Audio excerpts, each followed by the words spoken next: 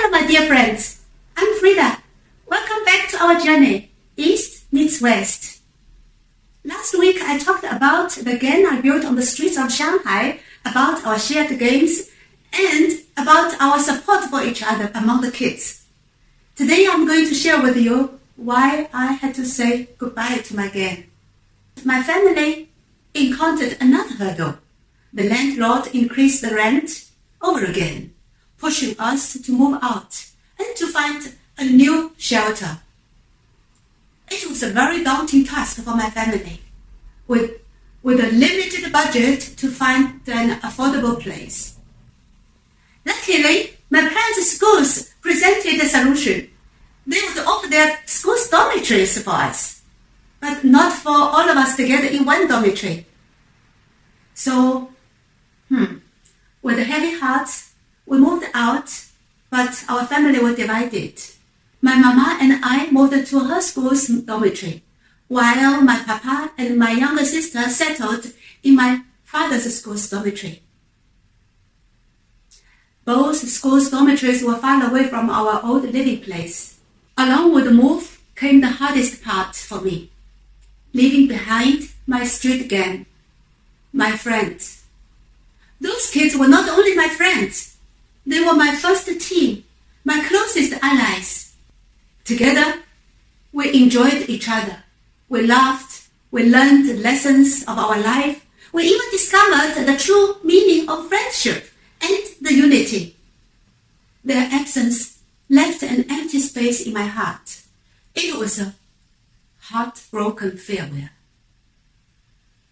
My friends, how about your goodbyes you have to say in your life? Let's share our experiences in the comments below. Well, the separation of my family was incredibly tough. I was missing my papa and my younger sister deeply. But I had hope. Every other weekend, my father and my sister would pay us a visit. Those weekends were precious. We were together, feeling like a family again. Sometimes we got the permission from the school to spend the night in one of the classrooms. We then transferred this classroom into our family's temporary weekend home. I remember we put all the student desks together to create makeshift beds for us.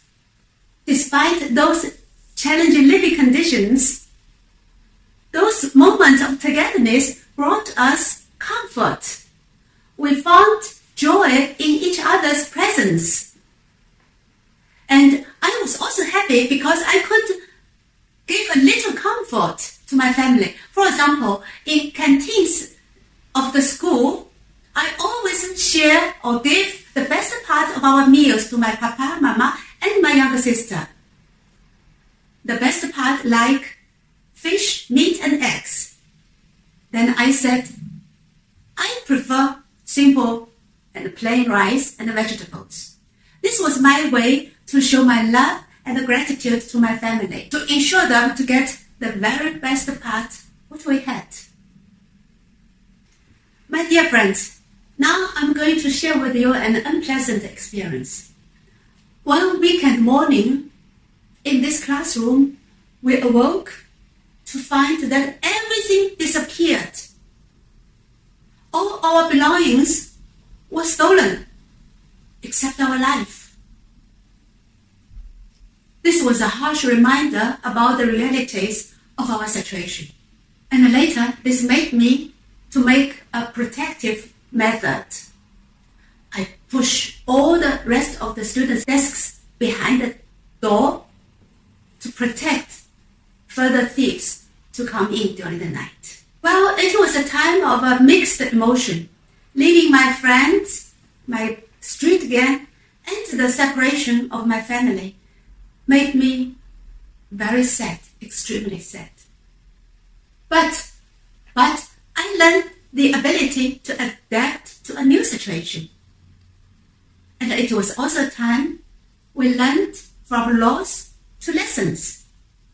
We learned to turn the separation into opportunities to grow stronger together.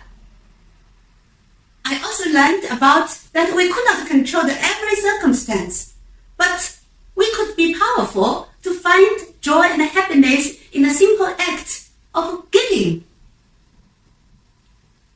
Yeah, my dear friends, next week I'm going to share with you the beginning of my new life, the tough days of my primary school, another kind of education. Thank you very much for joining me, and see you next time.